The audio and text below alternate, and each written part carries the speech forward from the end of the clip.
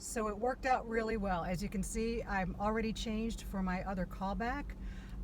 When I went into the theater audition, I was very honest with the person signing us in, and I said I'm early because I have a callback. I'm willing to wait. They got me in within 15 minutes. They squoze me in, which was really good. I think I had a really good audition. However, I think I'm out of practice for theater, which is really odd for me to say because theater is my roots. What's going on?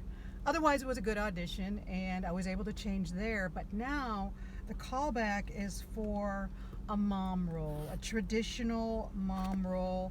And so I got to get rid of this lipstick. So I brought one of my face wipes to make sure that was going to happen. I also have to get rid of these hoops. They're a little too glam for mom. And I think I'm going to wipe off a little bit of my eyebrows, you know. So I'm here 45 minutes to my callback, but you know, better early than late. Better to park and instead of looking for parking. I've got 2 hours. I've read all the signs. I'm good. It's just another day, another week, and it's only Monday.